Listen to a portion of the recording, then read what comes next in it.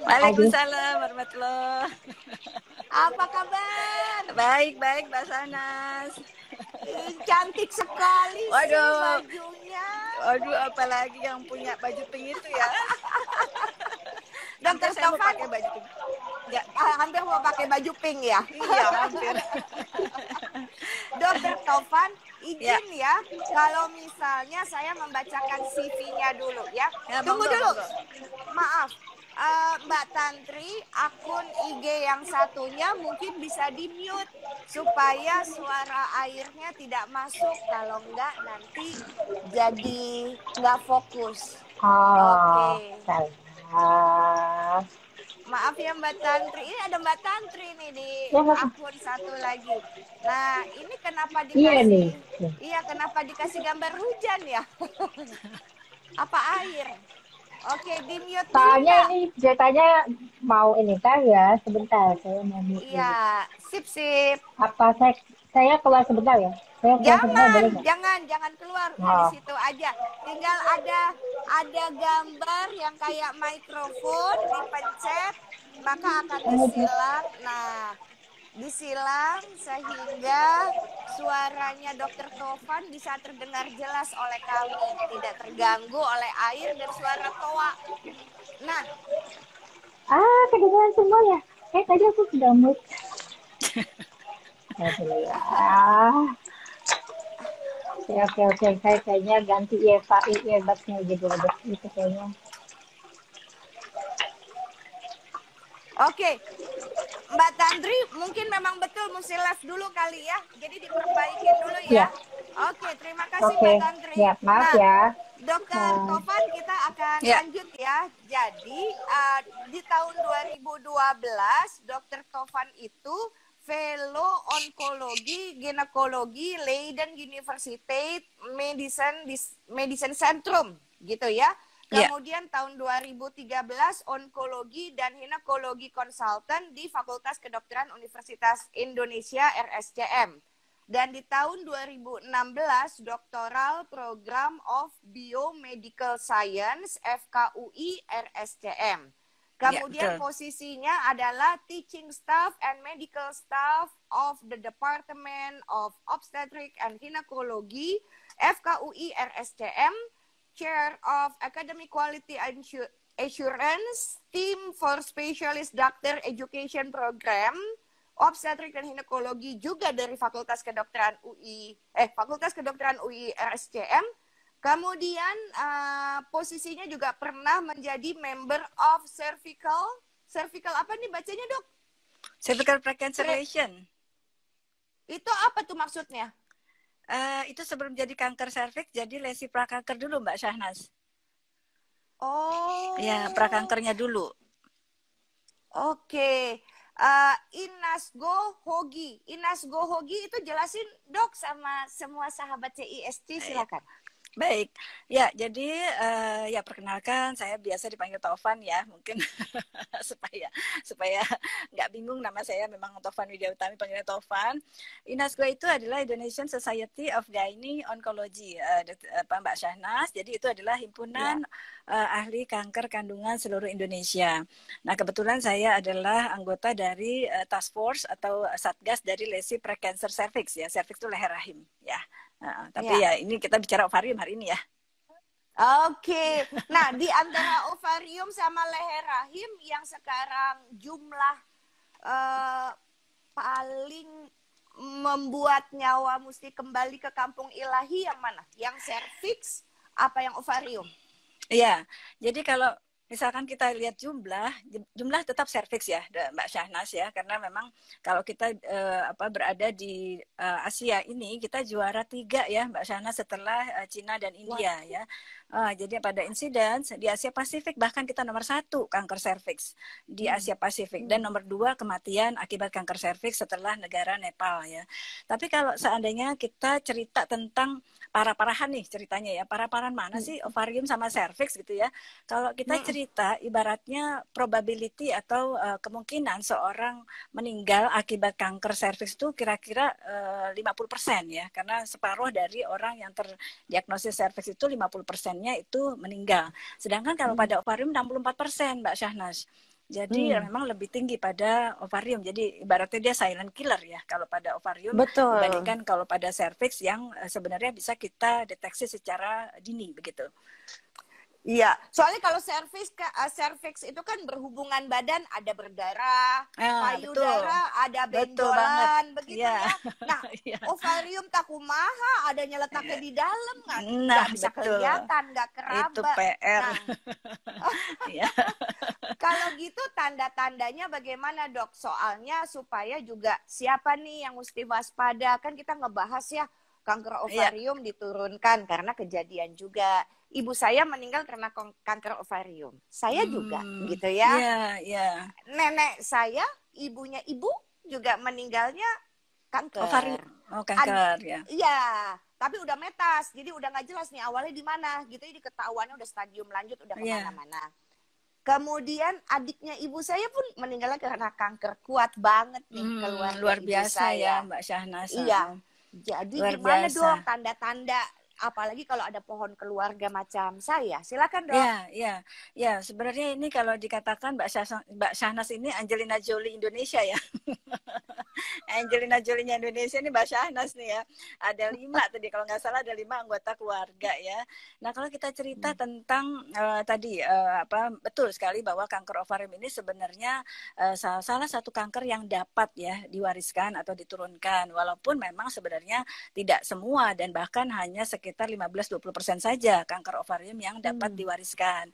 Namun apabila memang di keluarga kita terdapat tadi tuh kanker yang terkait dengan keluarga ya, jadi kanker ovarium, kanker payudara, kanker usus besar, kolorektal, atau misalkan kanker endometrium badan rahim, atau misalkan kanker prostat ya, itu memang pankreas juga termasuk ya, itu memang harus lebih berhati-hati ya. Kalau ditanyakan tadi tentang faktor-faktor resiko, itu nanti kita lebih bahas lagi ya Mbak Shanas ya. Jadi mungkin kita cerita tentang tadi gejala nih. Apa sih gejalanya sehingga kita bisa mengenali lebih awal ya.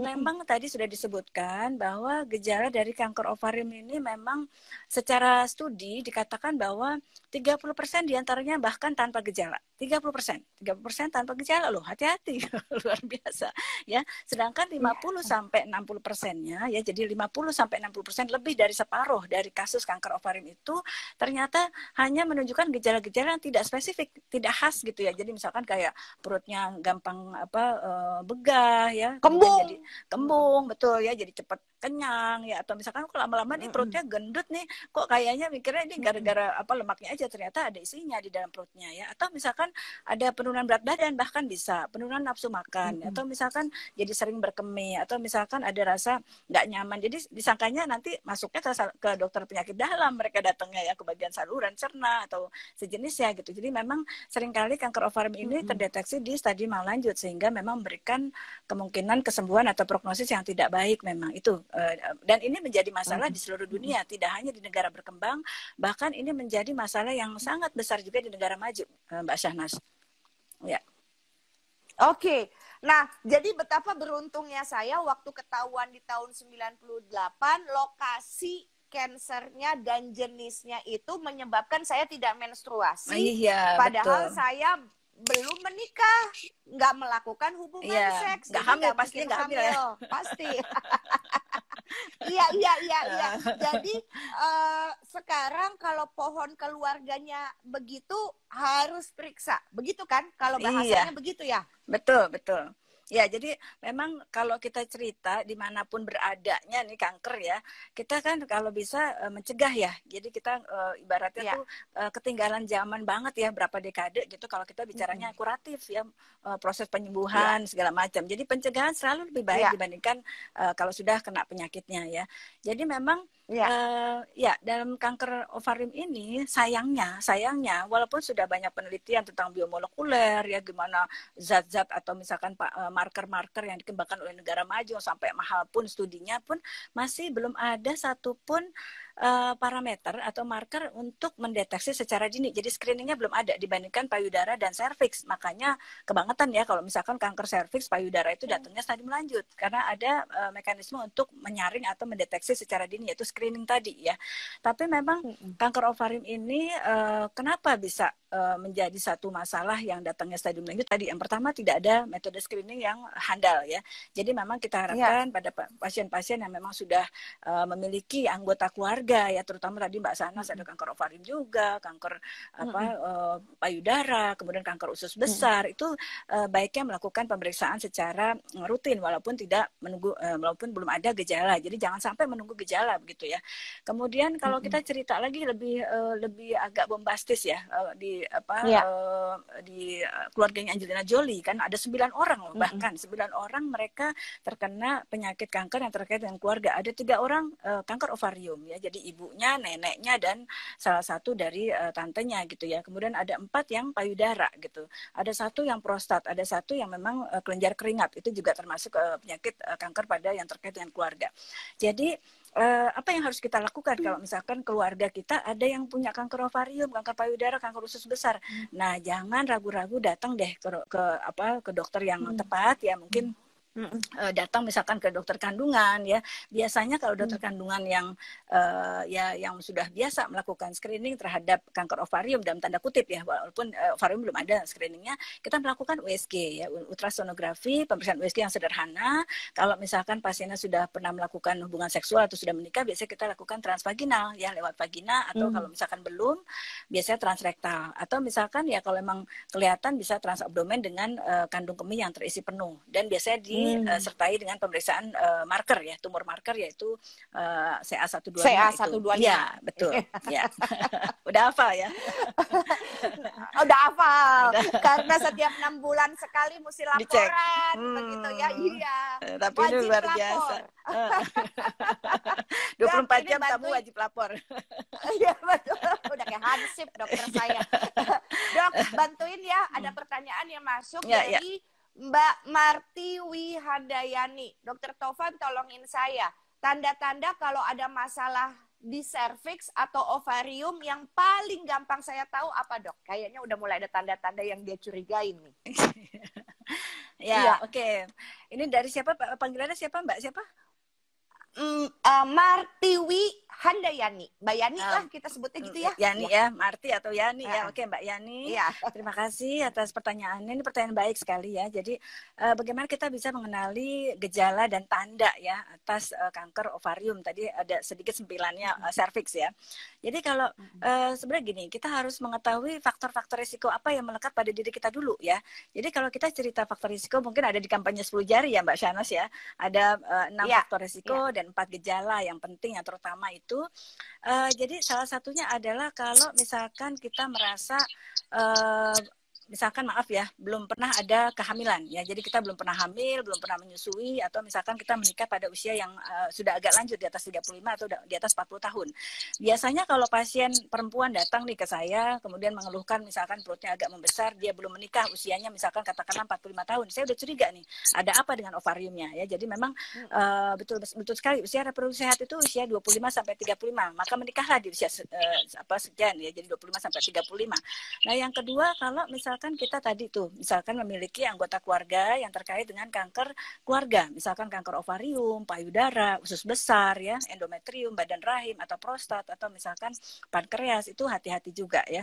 Kemudian kalau misalkan kita memang sudah berusia di atas 50 tahun, itu juga penting tuh ya. Jadi segera melakukan konsultasi karena yang namanya pemeriksaan sebelum menunggu gejala itu adalah lebih penting ya. Jadi datang ketika usia 50 tahun walaupun tidak ada gejala. Nah, yang kemudian yang penting juga adalah kalau misalkan kita pernah menderita misalkan kista endometriosis. Mungkin teman-teman di sini pernah tahu ya kista coklat ya. Kalau misalkan menstruasi itu sakit banget, itu namanya kista coklat atau endometriosis. Nah, biasanya kalau misalkan kita sudah terkena itu lebih awal atau lebih muda, misalkan sejak belasan tahun sudah dapat kista endometriosis, hati-hati dia bisa berkembang atau transformasi menjadi ganas.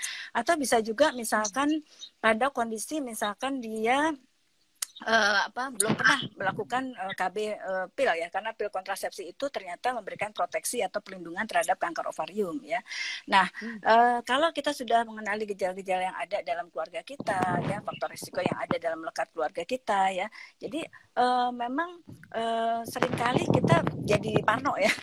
Jadi wah, sedikit-sedikit perutnya ada rasa nggak enak, wah ini ovarium nih ya, nggak juga ya. Tapi sebaiknya tadi ketika kita memang memiliki faktor risiko, segera datang dan berkonsultasi kepada dokter kandungan ya, dalam hal ini. Jadi jangan datang ke dokter penyakit dalam ya. Biasanya tadi tuh ketangkepnya kalau misalkan pasien sudah perutnya begah ya, saya pernah dapat ya pasien nona juga, nona ya, kemudian dia dikatakan memang karena memang belum pernah melakukan hubungan seksual gitu ya, jadi datanglah ke dokter penyakit dalam saluran cerna, nggak ketahuan penyakit ternyata udah kanker ovarium stadium lanjut ya. Jadi biasanya gejalanya nggak spesifik Mbak Yani ya, jadi memang misalkan tadi perutnya rasanya nggak nyaman, atau bahkan tadi gampang kenyang ya, atau misalkan bisa cerna, misalkan kayak konstipasi ya, buang air besar nggak lancar, atau bahkan sering berkemih ya, gejala yang tidak spesifik sama sekali ya. Jadi tidak ada satupun gejala yang memang bisa menuntun kita ini pasti pasien menderita kanker ovarium ya. Jadi sekali lagi penting untuk memeriksakan sebelum munculnya gejala apapun ya. Ya, mungkin itu ya. Bisa suara saya jelas ya Mbak Shahnaz? Dok, suaranya jelas, walaupun suaranya Mbak Tantri belum bisa di-mute ya Mbak. Jadi krosok-krosok dari mic-nya masuk Mbak Tantri. Iya. Mbak Tantri, ya tapi masih tertangkap jelas Dokter Tovan, aman. Oke. Ya, aman. Ini Ya, ada di layar satunya ini Mbak Tantri ngasih tunjuk apa ya? Kanker ovarium. Nggak apa-apa, ini saya punya juga nih. Nah, gitu. Nah, kelihatan nggak? Saya juga punya. Oke. Oh, iya. Ya, silakan. Nah, jadi mungkin sedikit tadi Mbak Yani ya. Tadi kan nanya juga tentang serviks ya. Nah, kalau ini gambar saya jelas nggak ya? Gambar slide saya. Aman. Jelas aman. ya.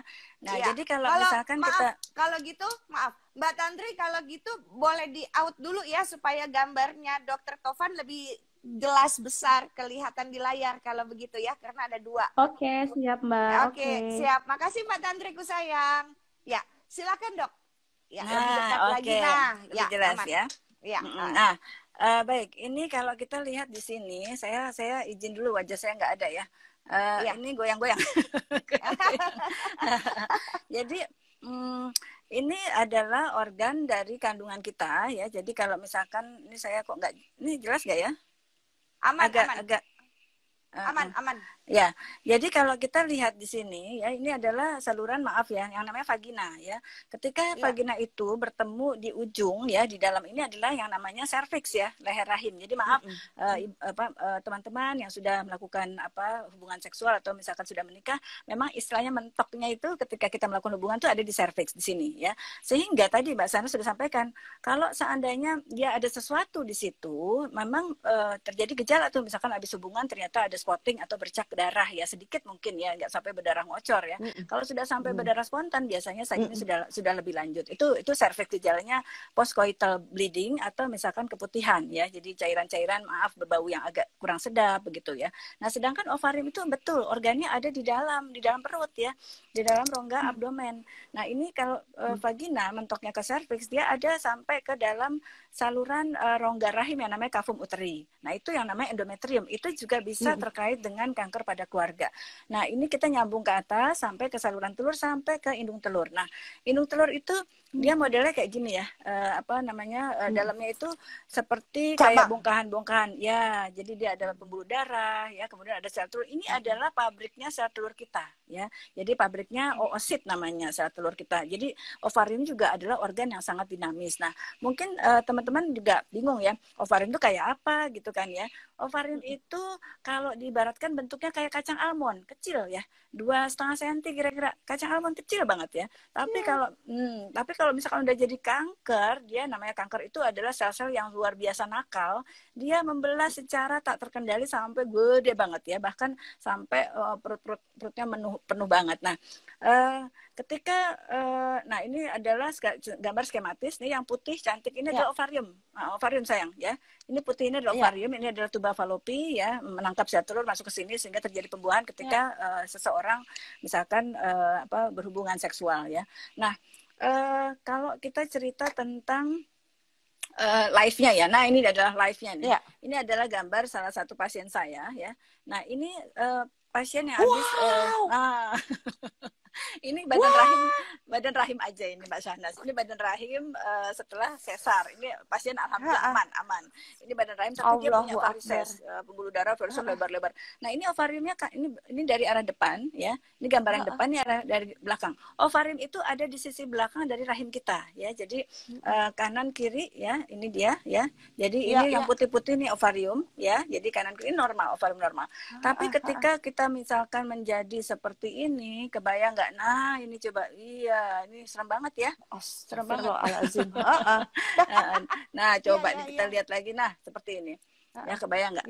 Itu jadi dalamnya itu, aduh. Nah, ini gimana ya? Naik. Jadi seperti ini ya, jadi benar-benar berantakan isinya ya, jadi kadang-kadang juga bentuknya, nah kayak begini tuh Mbak Syahnas, bisa nggak dilihat tuh? Iya. Nah, lihat Allah. Jadi perutnya itu seperti itu, kemudian isinya jadi maaf ya, jadi kayak hutan belantara luar biasa. Jadi udah nggak jelas rahimnya di mana, kemudian ovariumnya juga udah nggak jelas ya. Jadi intinya seperti itu. Kenapa seorang penderita kista ovarium itu menunjukkan gejala yang tidak spesifik? Karena memang teman-teman di sini mungkin harus paham juga bahwa kista ovarium itu macam-macam ya. Jadi nggak semua kista itu bisa jadi kanker ya. Ada juga yang perlu kita luruskan, misalkan kayak kista itu ternyata bisa hilang sendiri tanpa diberikan terapi apa-apa. Jadi kista fungsional namanya ya. Tapi intinya tadi ya, kita harus tetap pada awareness ya Mbak Syahnas ya, kesadaran bahwa kalau misalkan kita di keluarga ada yang tadi rame banget tuh kanker ovarium, kanker payudara, kanker kolorektal kayak Mbak Syahnas ini, pokoknya datang aja deh ya. Bahkan kita harus datang ke konselor genetik juga ya. Baik. Nah, jadi yang di tangan saya gantian ya Dok ya. Nah, ini dia nih. Tuh. Saya bacakan, bantuin saya ya Dok. Jadi ada gerakan peduli kanker ovarium. Kenali kanker ovarium dengan 10 jari. Nah, 10 itu ada 6 faktor resiko, ada 4 sebagai tanda. 6 gejala. tambah 4 kan 10 jarinya ya, gejala atau tanda. Dok, faktor risiko satu persatu ya. Kista endometriosis, betul ya? Ada riwayat keluarga yang menderita kanker ovarium dan payudara. Tadi Dr. Taufan juga sudah menjelaskan berkali-kali kepada kita. Yang ketiga adalah mutasi genetik. Yang keempat, angka paritas rendah. Paritas teh naon Dok? Ya, paritas itu melahirkan, Mbak Syahnas tadi yang saya bilang tuh. Jadi ada penelitian, studi ini menarik sekali. Mbak Syahnas anaknya 3 ya? 3. Sama kalau gitu sama saya. Nah, jadi ada suatu studi yang menyatakan apabila kita memiliki anak lebih dari 5, itu merupakan faktor yang melindungi kita dari kanker ovarium. Tapi kan sayangnya Mbak Syahnas kan sudah dapat kanker ovarium sebelum punya anak ya. Ya, jadi itu faktor proteksinya luar biasa sampai angkanya 80-87,6%. Jadi pasien yang memiliki anak lebih dari 5 itu protektif terhadap CA ovarium itu sampai 87,6%. Itu udah ada studinya ya. Nah, itu luar biasa. Jadi memang ya, tapi bukan berarti terus jadi yuk banyakin anak yuk. Iya. Pantesan waktu saya belum menikah, kemudian didiagnosa ada kanker ovarium, dokternya mendorong saya cepat nikah karena itu supaya mesinnya berfungsi lagi, Nas. Ayo cepat nikah. Terus saya bilang, iya, emang gampang ngomong, nyarinya itu susah Dok. Saya bilang begitu. Karena kayaknya Mbak Syahnas nggak perlu nyari ya, nggak perlu nyari, banyak yang ngantri. Tinggal milih, milihnya susah ya. Ngantrinya yang salah, yang datang soalnya, jadi susah milih. Lagi ya. Yang kelima adalah gaya hidup buruk. Gaya hidup yang buruk itu apa? ngerokok gitu ya, Iya. Iya. alkohol, Iya. stres gitu ya, Iya. apalagi Iya. dok? Ya, jadi udah sebutin semuanya ya. Tadi memang lifestyle atau gaya hidup itu jelas ya. Untuk semua penyakit jelas ya. Tadi udah disebutkan ya. Yang pertama jelas kita harus memperkuat antioksidan kita. Antioksidan itu anti racun ya. Kalau kita cerita, kenapa sih antioksidan, anti racun itu penting gitu ya? Karena pada dasarnya cancer itu adalah suatu hasil dari suatu mutasi. Mutasi itu perubahan sel ya. Bisa di tingkat sel, bisa di tingkat kromosom, bisa di tingkat yang lebih luas lagi. Jadi memang bagaimana kita bisa menghadirkan zat-zat anti racun dalam tubuh kita. Makanya jangan dihadirkan rokok, itu rokok racun itu. Udah tahu ya, jadi itu luar biasa racunnya. Jadi ibaratnya gini, kalau kita banyak nih, ibaratnya vitamin C, vitamin D, vitamin E segudang lah ya kita konsumsi secara rutin, tapi kita menghadirkan racunnya juga, ngerokok tiap hari, ini menang-menangan siapa nih gitu loh ya. Jadi memang harus menjaga nutrisi apa yang baik. Jadi memang kita anjurkan yang high protein ya. High protein itu misalkan protein tinggi ya, yang paling baik kan di makanan-makanan ikan laut ya. Jadi seperti ikan salmon, ikan tuna ya. Tapi kalau misalkan memang kita takut juga tercemar oleh polusi di laut ya, mungkin ikan air tawar seperti ikan kembung juga ternyata bagus sekali ya proteinnya. Kemudian putih telur ya, putih telur rebus tentunya yang tidak digoreng ya. Kemudian juga tadi sudah disebutkan ya, tidak merokok ya, hindari stres ya. Stres itu terdiri dari stres fisik maupun psikologis loh. Jangan salah ya, kalau stres fisik itu artinya misalkan kita kelelahan, capek, itu juga stres. Jadi artinya recovery sel kita jadi tersedot untuk itu ya, dibandingkan untuk perbaikan sel-sel yang vital gitu ya. Atau yang tadi tidak kurang gerak ya, jadi mager ya, mager. Kurang olahraga. Kaum rebahan, apalagi zaman pandemi. Zaman pandemi semua mager. Memang gara-gara kita harus stay at home ya, stay at home, tapi jangan terlalu mager juga udah. Dan di rumah kalau misalkan ada tangga ya udah naik turun tangga, atau misalkan ya beli sepeda statis itu kan zaman pandemi ini pada diskon ya, big sale kayaknya ya. Bisa diusahakan seperti itu. Jadi intinya pola hidup sehat ya, tadi dari nutrisi ya, diet protein, kemudian protein tinggi, kemudian serat buah, sayur yang segar ya, vitamin C, D, E ya, kemudian juga tidak merokok, kemudian banyak cairan atau air putih ya, kemudian juga aktivitas fisik ya, jadi gerakan. Karena dan itu yang penting juga adalah menghadirkan happiness ya, kebahagiaan Mbak Syahnas ya. Karena tadi Mbak Syahnas kenapa ini luar biasa jadi survivor yang kayaknya udah lewat deh berkali-kali survivor. Cengengesan melulu soalnya ya. Karena nggak pernah ada ininya ya, kelihatan manyunnya. Kalau manyun di kamar aja kayaknya. Benar jangan ketahuan orang. Kalau derita mah kunyah telan sendiri. Kalau kebahagiaan bagi-bagi. Nah, itu top tuh, top. Dok, jadi ubah gaya hidup seorang wanita, maka sebetulnya dia sedang menyelamatkan jiwanya. Betul. Setuju banget. Ya, setuju banget. Ya. Oke. Nah, jadi yang keenam, faktor yang keenam ini dok adalah pertambahan usia. Apa maksudnya? Ibu saya kenanya usia 53, hanya 5 bulan meninggal. Aduh, pas banget itu Mbak Shanas. Jadi memang kalau kita lihat epidemiologi ya, epidemiologi itu adalah ilmu tentang distribusi ya, di mana usia yang paling banyak, di mana kondisi geografis atau negara mana gitu ya. Kalau kita cerita memang puncak dari usia kanker ovarium itu memang di atas 50 tahun ya. Itu dianggap, ini kita bicara kanker ovarium yang jenis epitel ya. Tadi kita udah sampaikan bahwa kanker ovarium itu ada yang jenis epitel ya, epitel itu ada pelapis dari ovarium, ada yang jenis yang dari sex cord itu lebih kecil lagi, ada lagi yang jenis germinal, germ cell gitu. Mostly sebagian besar memang kanker ovarium itu adalah yang dari epitel, itu kira-kira 90%. Nah, itu kalau kita bicara kanker ovarium secara umum memang yang dimaksud adalah kanker ovarium epitel yang paling jenis yang paling mematikan gitu ya. Nah, pada kondisi yang memang non epitel kayak misalkan germ cell, dysgerminoma ya, atau York-Sack, itu namanya ada yang berbagai jenis kanker ovarium, itu biasanya pada usia belasan tahun, malahan pada usia muda gitu ya. Tapi kalau dysgerminoma banyak sekali pasien-pasien kita kanker ovarium yang survive ya, bahkan sekarang sudah punya anak 1, 2 dan seterusnya. Nah, kalau kita bicara distribusi usia, memang di Indonesia ini usia yang paling banyak kanker ovarium itu adalah usia 45 sampai 54 tahun Mbak Syahnas ya. Jadi 45 sampai 54 tahun tahun dengan median usia tengahnya adalah 53, pas banget dengan usia mamanya Mbak Syahnas. Ya, ibunya Mbak Syahnas luar biasa, jadi pas gitu ya. Jadi 45 sampai 54. Oleh karena itu memang kalau misalkan seorang perempuan sudah ada satu faktor resiko aja, misalkan usia 35 nih, misalkan maaf ya, belum menikah gitu ya. Dia belum menikah ya, pasti belum hamil juga ya harusnya ya, itu kan secara normalnya begitu ya. Jadi sebaiknya dia harus memeriksakan ya untuk screening ke dokter kandungan, jangan takut misalkan nanti di USG transvaginal kan belum melakukan hubungan seksual ya, pasti USG-nya bukan transvaginal, dan melakukan cek tumor marker CA125 tadi ya. Jadi memang, atau misalkan kita usia katakanlah 40 tahun punya anak satu misalkan, tapi misalkan kakak kandung kita ada kanker payudara, atau misalkan ibu kita kanker ovarium, nah itu juga harus dilakukan pemeriksaan ya. Jadi sangat-sangat jelas ya bahwa kalau kita mendeteksi secara lebih dini, pastinya prognosis atau kemungkinan sembuhnya akan lebih besar. Itu udah jelas ya.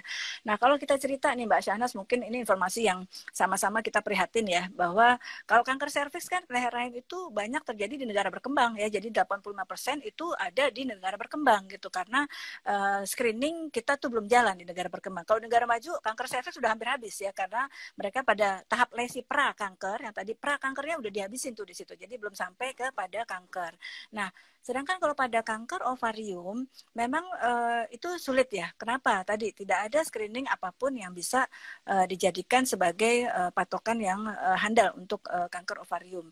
Tapi tadi kalau misalkan kita terkait dengan beberapa faktor ya, misalkan usianya sudah 50 tahun ke atas, atau misalkan usia di atas 35 tapi belum menikah, atau misalkan memang belum pernah ada kehamilan, atau misalkan keluarga dengan segala macam tadi, kanker yang terkait dengan keluarga, kanker ovarium, payudara, endometrium, prostat, pankreas, itu memang harus segera diperiksakan. Atau tadi misalkan waktu mudanya pernah kista endometriosis.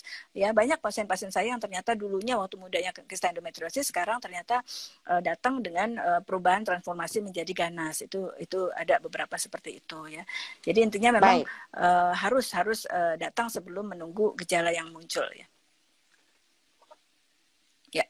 Baik. Nah, kebetulan Dokter Taufan ngomong gejala atau tanda begitu ya. Kan tadi kan udah 6 nih dibahas. Tadi udah komplit pembahasan mengenai faktor risiko. Sekarang kita bahas yang 4. Kan 10 jari. Yang 4 adalah gejala atau tanda. 1, kembung. 2, nafsu makan berkurang. 3, sering buang air kecil. 4, nyeri panggul atau perut. Silakan, Dok. Nah, ya. Nanti kalau udah pada sering buang air kecil langsung wah, kanker ovarium nih. Ya, jadi ini memang kenapa sih ini kreatif banget ya, teman-teman dari AstraZeneca Indonesia ya, dari mana ini ya. Jadi 10 jari ya. Ini memang awareness atau kewaspadaan saja bahwa andai kan punya gejala-gejala seperti ini, bolehlah datang ke dokter kandungan gitu ya. Kalau kita cerita tadi, kenapa sih bisa kembung atau rasa penuh gitu ya? Biasanya pada masa atau tumor ovarium yang sudah membesar ya. Jadi artinya kalau di bawah 5 cm tentu nggak bikin kembung gitu ya. Kalau di bawah 5 cm masih kecil, biasanya cuma rasa discomfort, terasa nggak nyaman. Nah, kenapa bisa terjadi penurunan nafsu makan? Itu biasanya kalau udah penurunan nafsu makan itu udah kanker, itu bahkan udah stadiumnya sudah bukan stadium dini lagi gitu ya. Kenapa? Karena secara umum kanker itu menimbulkan katabolik ya. Katabolik itu artinya ada pemecahan sel ya, kemudian juga terjadi pengeluaran mediator ya, sehingga menimbulkan penurunan nafsu makan karena udah rasa mual ya, pendesakan, itu jadi membuat dia malas makan gitu ya. Bukan karena dia nggak mau makan, tapi memang udah mual, jadi orang juga dipaksa makan yang paling enak juga nggak bisa gitu ya. Nah, sering berkemih atau buang air kecil biasanya juga karena desakan massa. Kalau misalkan tumor ovariumnya itu tidak mendesak kandung kemih, ya tentu saja nggak akan ada gejala kandung kemihnya tertekan, jadi biasa aja kencingnya gitu. Nah, biasanya juga terjadi konstipasi. Konstipasi itu jadi pupnya nggak lancar gitu ya. Kalau pupnya nggak lancar biasanya itu jenis tumor yang memang menekan ke bagian belakang rektum ya, bagian usus belakang gitu. Jadi memang kenapa sih ini gejalanya dijembreng semua gitu ya. Jadi tergantung tumor itu mendesaknya kemana, membesarnya kemana gitu ya. Tentu kalau misalkan dia membesar ke atas jadi rasa lebih mualnya lebih dominan. Kalau mendesak ke depan jadi sering berkemih gitu ya. Mendesak ke belakang jadi nggak bisa buang air besar. Bahkan sampai obstruksi. Obstruksi itu sampai pasien itu nggak bisa pup sama sekali. Itu emergency ya, karena bisa pecah itu ususnya kan, bisa sepsis segala macam, infeksi berat ya. Jadi memang gejala-gejala ini sekali lagi saya sampaikan, walaupun kenali gejala, kenali tandanya gitu ya. Ini sebenarnya sudah ada studi dunia itu tadi bahwa 30% kanker ovarium itu tidak bergejala sama sekali. Pasiennya nggak merasa ada gejala, cuma by accident aja. Kebetulan ketahuan gitu ya. 50-60%-nya nggak khas ya, tadi cuma rasa begah, rasa cepat penuh, rasa kok jadi males makan, jadi ada mual ya. Kadang-kadang pada kanker ovarium jenis tertentu yang udah sampai nyebar ke dinding perut, itu nanti akan menyebabkan terjadinya cairan banyak nih Mbak Syahnas. Di dalam perutnya itu penuh, bahkan sampai 6 liter cairan tuh bisa tuh. Kebayang nggak? Pasien kalau perutnya penuh udah kayak orang hamil kembar gitu ya, padahal isinya cairan. Tentunya nggak bakalan dia bisa nyaman ya. Itu biasanya datang udah pada stadium lanjut begitu. Ya, mudah-mudahan bisa dipahami ya. Iya. Sangat-sangat bisa dipahami karena ibu saya memang isinya cairan. Jadi waktu ketahuan adalah perutnya membesar. Jadi saya tanya sama ibu saya, Mama teh hamil lagi? Bilang gitu, udah kan? Enggak lah, nggak mungkin hamil. Orang menopause kok gitu ya. Nggak mungkin hamil. Dan ibu saya adalah orang yang paling males periksa. Dan selalu merasa lebih jago dari dokter. Segala sesuatu tuh nyembuhin sendiri. Nah ya udah jadinya ketahuan udah stadium terminal. Dokter Alwin Simanjuntak di Pertamina waktu itu langsung hands up, udah nggak bisa, tapi hanya untuk membuat paliatif menjadi lebih aja nyaman ya 5 bulan. Paliatif aja. Paliatif jadi cuma 5 bulan. Ngomong-ngomong cairan nih Dokter Tovan butuh bantuan lagi adalah Mbak Maria Sus twins mom.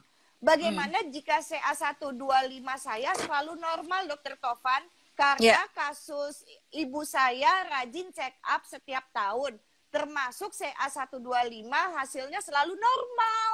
Sampai terakhir perut sudah berisi asites. Pun CA125-nya dicek masih tetap normal. Nah, penjelasannya gimana dok? Ya, nah ini bagus sekali pertanyaan ini. Makanya tadi saya sampaikan berkali-kali ini PR besar ya, bahkan bagi negara maju yang sudah sampai begitu canggihnya marker-marker atau penanda tumor gitu ya, sampai pada biomolekuler kan mereka kembangkan. Jadi memang secara umum nih, kita bicara secara umum nih ya, secara umum kanker ovarium yang namanya jenis epitel itu kan tergantung dari sel mana tuh dia racingnya ya, berkembangnya dari mana. Kalau dari kulitnya si ovarium itu namanya jenis kanker ovarium epitelial ya. Markernya itu memang CA125 ya, kebanyakan mereka producing atau menghasilkan CA125 tersebut ya. Tapi ada beberapa jenis kanker ovarium yang memang jenis epitel juga ya, ternyata dia tidak producing ya, biasanya clear cell ya, jenis clear cell itu paling agresif ya, ibaratnya tuh kalau dibilang ganas ya seganas-ganas itu clear cell itu. Nah, biasanya dia CA125-nya nggak tinggi gitu. Nah, kalau kita cerita tentang yang lain, jenis ovarium yang non-epitel, jelas itu markernya bukan CA125. Tapi kalau misalkan yang jenis yang non-epitel, itu biasanya tidak ada asites, atau asites itu cairan yang menumpuk di perutnya ya. Jadi mungkin kalau dari pertanyaan tadi, kelihatannya ini kanker ovarium yang jenis epitelial, tapi mungkin yang jenis clear cell, Mbak Syahnas. Nah, clear cell itu biasanya dia nggak meningkatkan CA125 atau slightly increase, hanya meningkat sedikit saja begitu. Jadi memang tergantung dari histologi, histotype ya, jenis histologi atau jenis sel dari si ovarium tersebut. Tapi secara sebagian besar memang itu marker yang kita pakai CA125 untuk kanker ovarium jenis epitelial ya. Ya, itu sih memang harus dilakukan CT scan atau MRI untuk lihat ekstensi dari si tumornya tersebut gitu ya. Baik, pokoknya pesan saya sama Dokter Tovan adalah ayo jangan takut. lebih baik segera periksa Mbak Maria, bawa ibunya buat periksa. Kalau takut kuatkan, karena lebih baik tahu daripada menduga-duga. Setuju ya Dokter Tovan ya? Setuju banget, setuju banget. Karena banyak sekali orang Indonesia, aku nggak mau periksa. Gitu, nanti kalau periksa malah ketahuan. Lah, ya aku sih tahu. Itu banyak yang kayak gitu. Nah, sekarang yang butuh bantuan Dokter Tovan lagi adalah Mbak Lucia Hosbah. Anak beliau kemarin 2 bulan ke dokter dikasih obat pendarahan sampai sebulan. Lalu sekarang diberi pil KB untuk menormalkan hormonnya nih Dokter Tovan. Di USG baik dan bersih. Yang saya tanya, ini pil KB aman atau tidak karena bermain di hormon? Ya.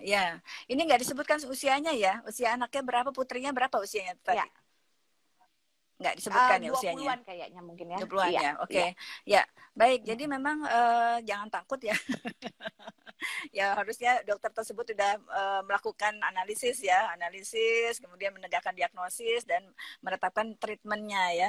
Jadi yang dinamakan pil KB itu sebenarnya adalah pada umumnya ya itu adalah OCP ya, oral contraceptive pills atau combine combine pills ya. Jadi biasanya itu terdiri dari estrogen dan progesteron sintetik ya, estrogen dan progestin yang dosis rendah. Nah dosis rendah, jadi nggak usah takut nanti jangan-jangan nanti setelah anak saya diberikan pil KB nanti ketika dia menikah susah punya anak ya, enggak ya.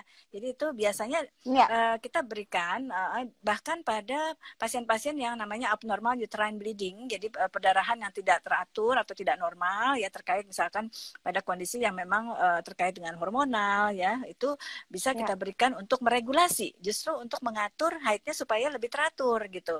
Tentu tidak akan kita berikan sepanjang usia dia ya. Jadi biasanya kita berikan antara 3 sampai 6 bulan ya secara rutin, bagaimana ketika kita regulasi dengan oral contraceptive pills tersebut, kemudian kita lepas ya. Jadi biasanya kita nggak berikan jangka panjang begitu.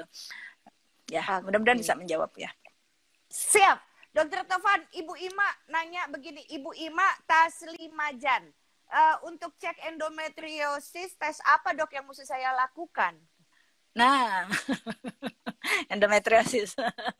Ya, nah ini penting nih ya. Tadi saya udah bilang ya bahwa kista itu macam-macam, Mbak Sahnas ya. Jadi ternyata banyak juga yang kista yang memang nggak terkait dengan pola hidup gitu ya. Tapi tentu ya semakin kita memperbaiki pola hidup kita lebih sehat, tentu semakin baik untuk seluruh organ tubuh kita ya.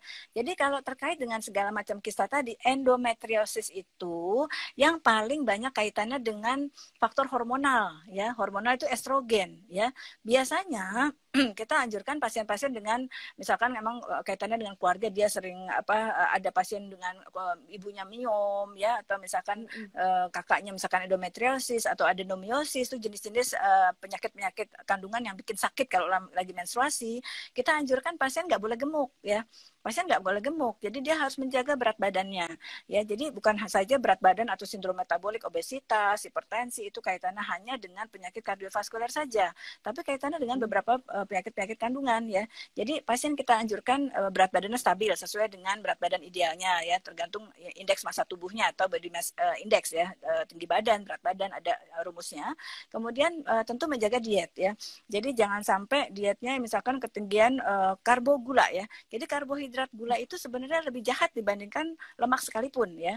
Walaupun memang kita anjurkan juga jangan tinggi kolesterol ya, pastinya lemak, kolesterol jangan, kecuali kalau misalkan memang dia memang diet keto ya, itu beda lagi ceritanya ya, betul-betul pure keto itu nggak masalah gitu ya. Tapi kalau keto dengan karbo itu jahat banget ya. Karbo gula itu dalam jangka panjang jelek. Jadi memang kita biasanya anjurkan pasien-pasien itu high protein ya, proteinnya pun yang rebus-rebusan ya, bukan yang goreng-gorengan. Kemudian sayur buah segar yang biasanya dikukus atau direbus ya, bukan yang misalkan oseng-oseng ya. Kita udah senang aja tuh sayur-sayuran tapi seringnya dioseng ya, itu juga nggak bener ya. Ya. Kemudian juga sama tadi, kalau misalkan dia kebetulan sudah overweight bahkan obes, dia harus membakar lemak ya. Jadi dengan apa? Dengan aktivitas, dengan regular exercise, dengan olahraga teratur.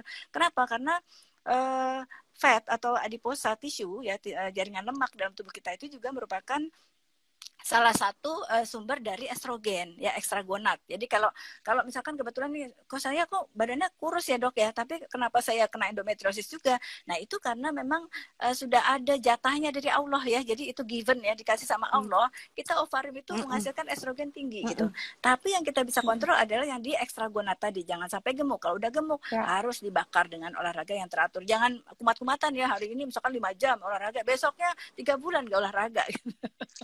Nah, itu juga nggak bener itu ya. Soalnya udah ditabung di depan. Nah, soalnya over exercise juga nggak bagus kan Mbak Syahnas kan. Banyak ya cerita-cerita kita yang over exercise ternyata juga jelek gitu ya.